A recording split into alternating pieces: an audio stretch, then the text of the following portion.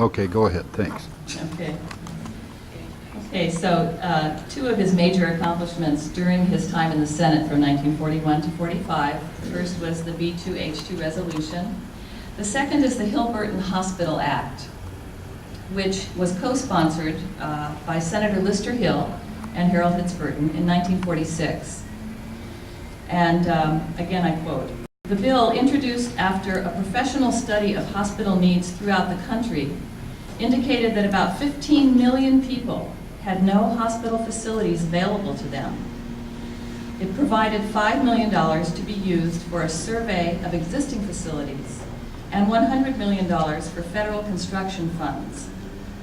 Local funds were to be used to maintain the facilities. The Hill-Burton Act was the basis for most hospital construction in communities throughout this country in the 1950s and the 1960s. So this was a major, major piece that happened, yes. And most of the hospitals that you're aware of that were constructed during that time were because of the support of this bill.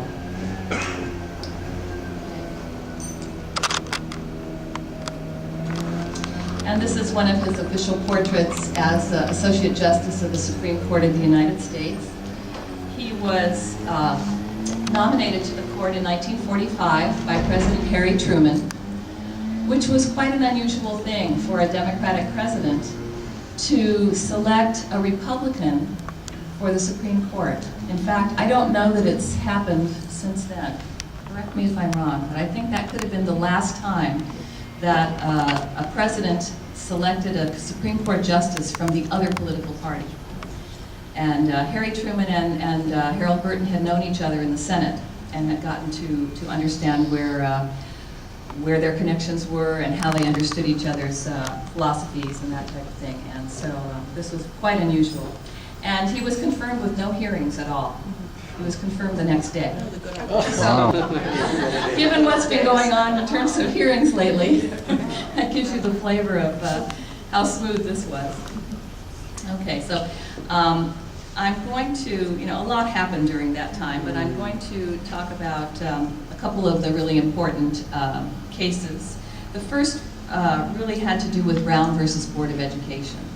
That was probably the most important case that he was a part of deciding. And that had to do with outlawing segregation in the country's schools. And I'm quoting from Thomas Blair at the Harvard Square Library. Brown versus Board of Education was perhaps the most significant case tried by the court during Burton's tenure. In this famous case, the 9 justices unanimously decided against the constitutionality of racial segregation in public schools. Burton described the case's importance in a letter he wrote to Chief Justice Earl Warren in celebration of the court's unanimity on this case. Quote, "I expect there will be no more significant decision made during our service in the court, and I cherish the privilege of sharing in this."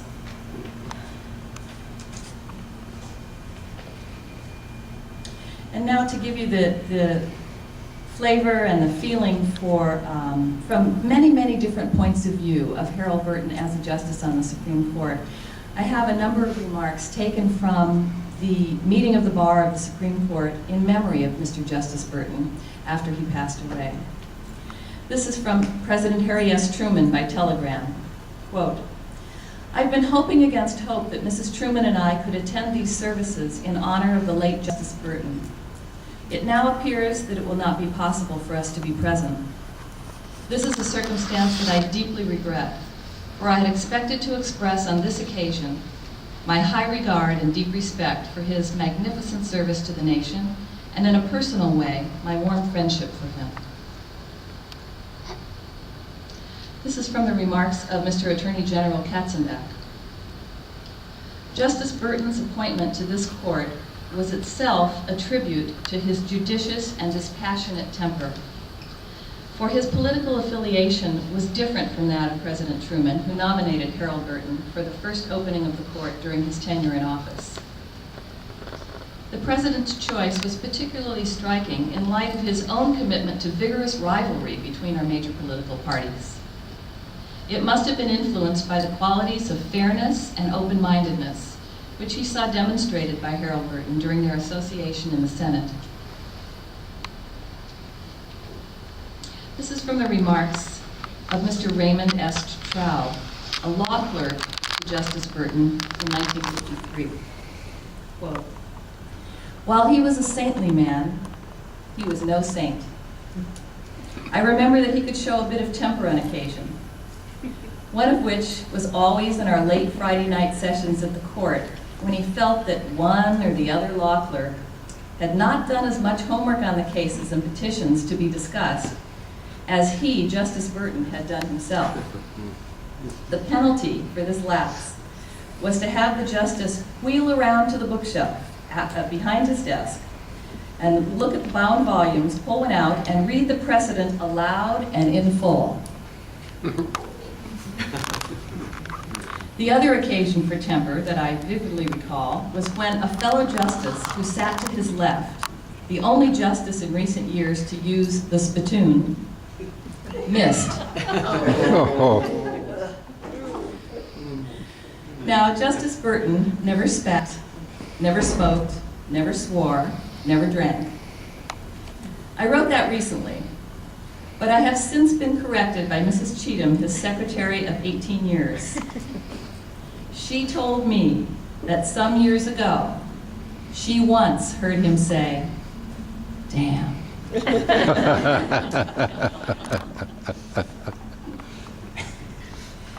This is from the remarks of Chief Justice Earl Warren.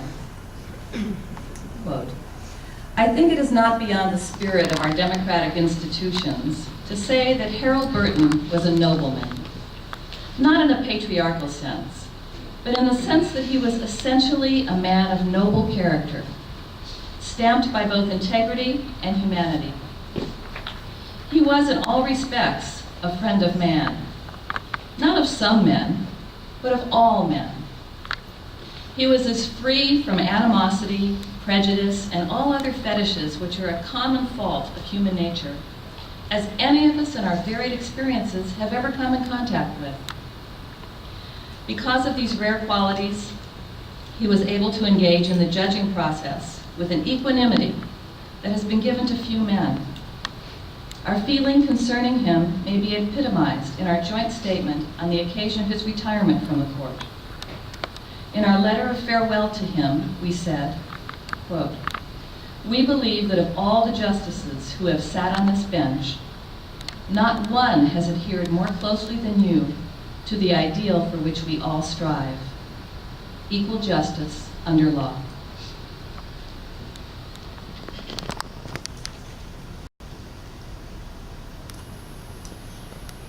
We also want to give you a feeling about Harold Hitz Burton as a grandfather, because of course that's who he was to us. And I want to share with you a handwritten note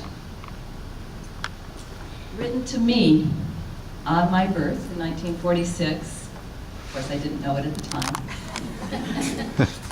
Written on Supreme Court stationery, Washington, D.C. I was born on the 16th. He wrote this on the 20th. And this is what it says. "Dear Christine, your announcement came this evening.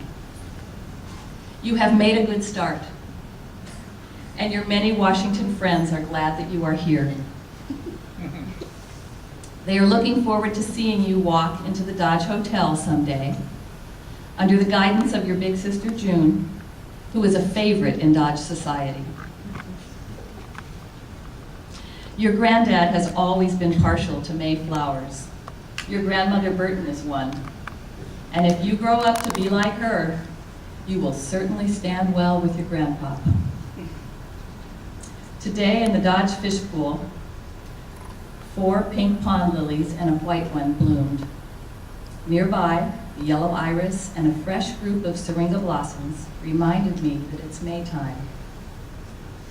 Before long, I hope that we may visit together and talk things over in words of less than one syllable, that only little Mayflowers and their granddads fully understand.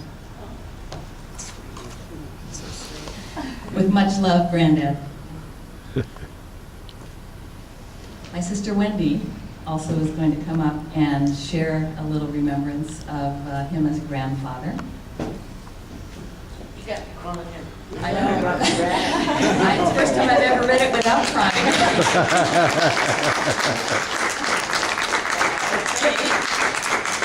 I've read it 20 times now. It's the first time I've read it without crying because I'd be really embarrassed. Oh, she read it to me over the phone and I And she cried. then. Okay. Okay, well, I wore my lederhosen today. Yeah, I wanted to, first of all, I'm a theater person, and in theater what they say is never invite comparisons. And I'm a technological Luddite, and I don't do PowerPoint, I don't carry cell phones, so I've got some notes scribbled on a piece of paper. So, but I will say, this is two of the four children of Selma and Harold.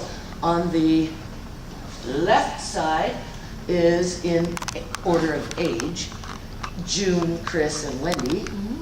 And on your right side are the daughters of Bill Burton, our mother's older brother, and his wife Nancy, Susan, Betsy. Does this sound familiar? Susan, Betsy, and Dee Dee. We called her Dee Dee. Her name is Diane. And we thought Betsy was going to come, and I'm sorry she couldn't be here, but she's not. So that's us, and that's, in my parlance, Grandmam and Granddaddy. I never think of them as Mr. Justice Burton. He's Granddaddy. And she's not my grandmother, she's Grandma. So I just wanted to, sort of give you a little idea of how Granddaddy is in that little girl's heart. I'm the one with the blonde hair. We had family gatherings 3 times a year. On Granddaddy's birthday in June, and on Thanksgiving and Christmas. And Grandma and Granddaddy would take the train up, and they never flew. And when they went to Europe, they always took the boat. They would take the train up from Washington, and the whole extended family would get together. That's the, I figured it out, 20. That's Grandma and Granddaddy, and their 4 children, and their 4 spouses, and 7 granddaughters, and 3 grandsons. So the 20 of us would get together at the Hotel Cleveland, which is in the icon of what was the icon of downtown Cleveland, the Terminal Tower, the very center of Cleveland on the public square. And we would get together for family gatherings there, because that's where they would stay. I loved those gatherings. There were always games for the kids. There were always, a separate suite where we could play. Young and old played together. Aunts and uncles playing with the little kids. We had older cousins. You saw the firstborn grandson, Skip, in one of the pictures that Chris showed. He was an adult when I was about that age. And it was a wonderful extended family gathering. And one of the things that I remember most about it was the hotel staff of the Hotel Cleveland. Everybody would see Granddaddy, and they'd say, "Hi, Mayor." It was always, "Hi, Mayor." Now, at this time, he hadn't been the mayor of Cleveland for like 15 years. But it was always, "Howdy, Mayor, how you doing?" It was, and this is the hotel staff. They felt comfortable enough with Granddaddy to be that informal and that ebullient to just say, "Hi, Mayor, how you doing?" And the Cleveland Plain Dealer, every time, I think every time we got together there, would send a photographer, and the whole family would be sitting around, the 20 people would be sitting around the table, and the photographer would stand at the end of the table, and we all had to turn and smile. And so at least once a year, if not all 3 times a year, our family picture would be in the Cleveland Plain Dealer with a little caption, Mayor Burton and his wife came back to Cleveland and had dinner with the family. To me, that was kind of what happens. I didn't know that everybody didn't have that, you know, because that's what we did, and that was the norm for us. In June, most years, we had a family portrait taken of the extended family down at the Hotel Cleveland, and it was, you know, a formal portrait, the whole family spread out around, grandma and granddaddy in the center always. And many of you, I think even those of you in Europe, used to get Christmas cards from grandma and granddaddy, or have seen them.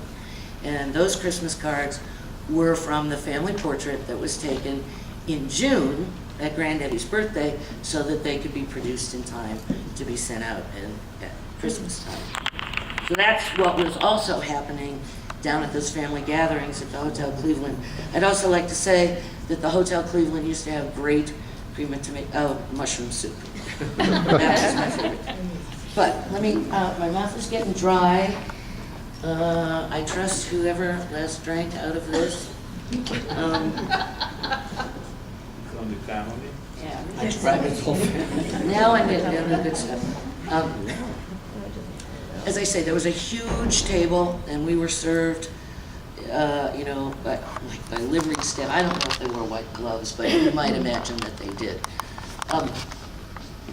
But before we ate, we all sat around the table, and we all got very quiet, even little kids. And we all held hands. And all the way around the table, everybody holding hands, even the little kids. And Granddaddy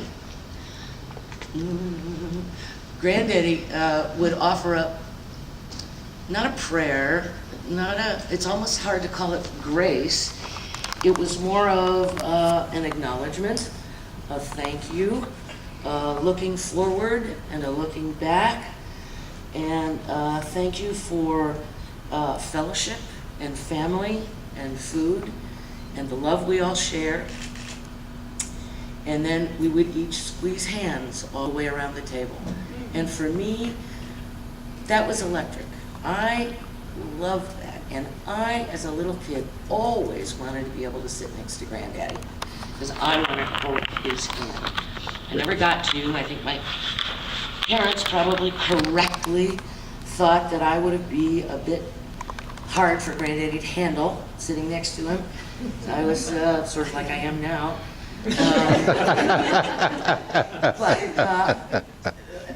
So those are the family gatherings. I just want to kind of let you know kind of the context. And then I did get to hold Granddaddy's hand, though, because sometimes when they would visit, you know, they'd come over for dinner at our house, or supper, and after supper we would I'm told that all the sisters got to take walks with Granddaddy. Now, of course, I thought that I was the only one that got to take a walk with him. But I'm told that everybody did. But on these walks, we would walk around the block, and I held Granddaddy's hand. And again, all the way around this block, and the people, the yard workers, the people, the hired help, as well as the burghers of Shaker Heights, they would see Grandy and they would call out, "Hi, Mayor, how you doing? Good to see you again. Glad you're back in Cleveland." They always called him Mayor. They didn't call him Senator. They didn't call him Mr. Justice. They called him Mayor. And again, it was just this wonderful feeling of warmth and ease with him that the regular people all felt. And again, this is 15 years after he was mayor.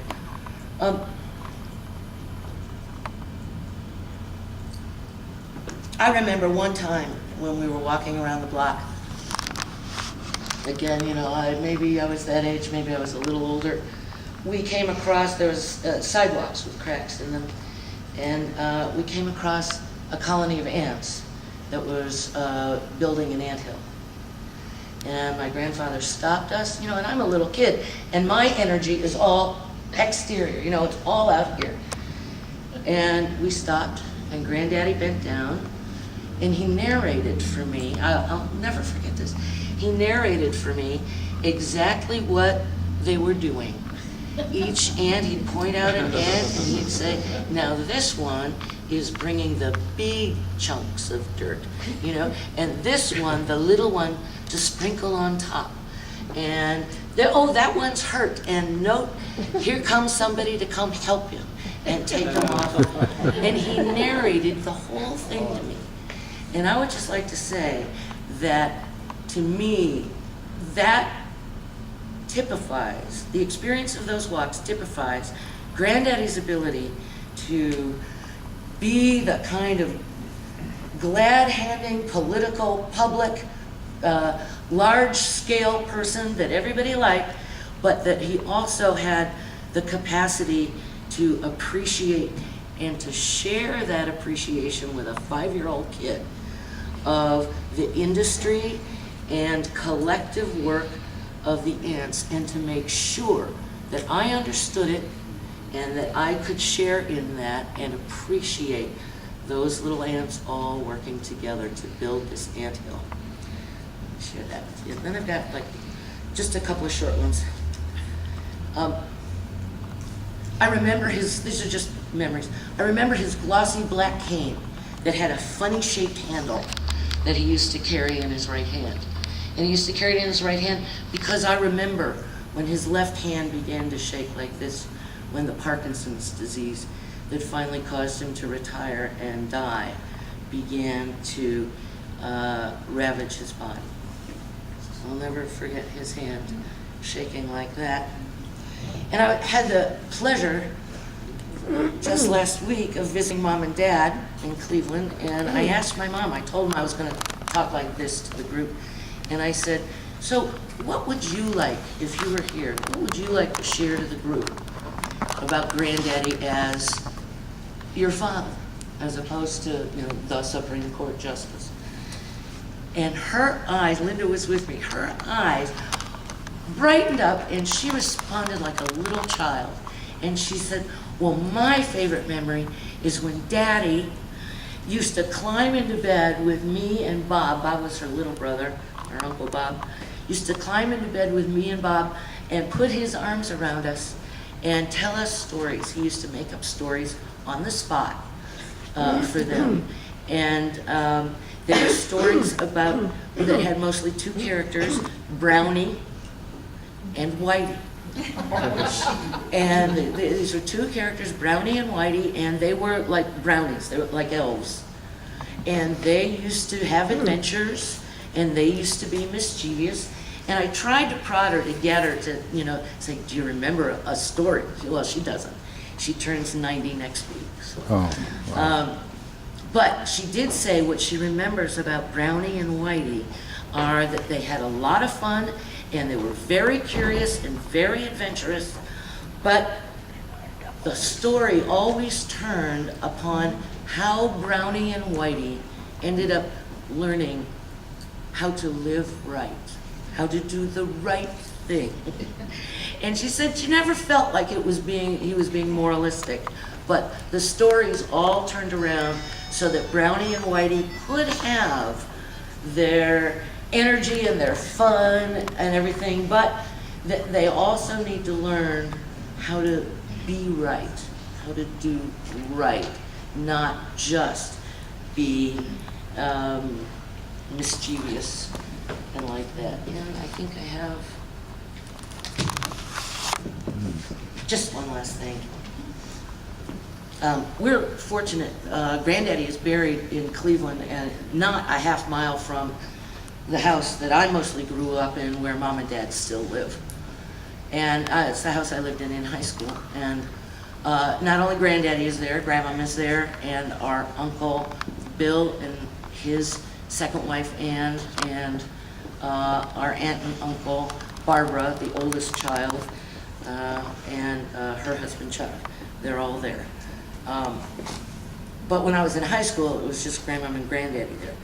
And I was like any high school kid, confused, you know, I would get upset. I was a teenager. You're always looking for a source of strength. And honest to goodness, I used to go and sit on Granddaddy's grave and talk to him in high school. It's a nice big gravestone. I have a picture of it, and it's in my camera, but I can show it to you if you like. It's a nice big gravestone. I used to climb up on it and sit on it and just sit and talk to him.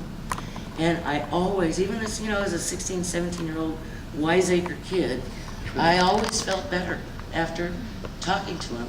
And so last weekend when I was home, I went and had a chat with him and took a picture, which is in my camera, which I'll show you if you like. And I asked him, I said, what do you think? We're going to have this big meeting. We're going to see all these family from Switzerland. What do you think? What do you think I should say? What do you think, what do you think about all of this happening? And the way my mother put it is he was just tickled. He was tickled that we all, that the Hitz family would care enough about our heritage and about each other to be willing to travel, all of us travel all this distance and to get together and to celebrate the family, qua family, not just what are the titles that each of us, each of our ancestors have held. I mean, we're fortunate that we have an accomplished family, but to celebrate the family. And that's what Granddaddy said, and he was right, as usual. So that's my story. Thanks,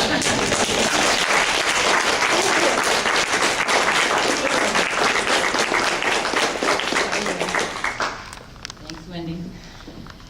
We have a little bit more to share. As Wendy said, we would get together for Granddaddy's birthday in June, and this year, although I don't recall it, I believe that our family, the Adlers, gave them each a new sweater.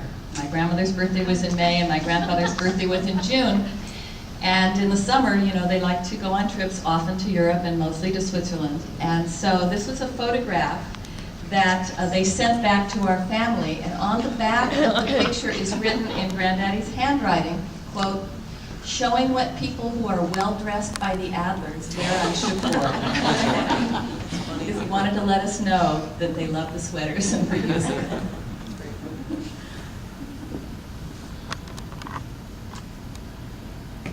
And now what I'm going to do to finish this up is to let you hear from Harold Hitz Burton in his own words. I have a 2-minute video clip from a television interview that was done with our grandmother and grandfather, the Burtons, by Edward R. Murrow. Do you remember his program, Person to Person? Yeah. In 1958, right after Harold Burton retired from the Supreme Court, as Wendy said, his Parkinson's disease had begun to make it difficult for him to adhere to the schedule. And so he worked for the Court of Appeals after that for a few years before he died. But right after his retirement, Edward R. Murrow did a person-to-person show with Harold and Selma Burton. And it's probably about a 12 to 13-minute total interview, but I've pulled just a 2-minute clip for you to see and hear in his own words. He's talking partly about a picture in his chambers of Abraham Lincoln, who was one of his heroes. And I'll let him speak for himself.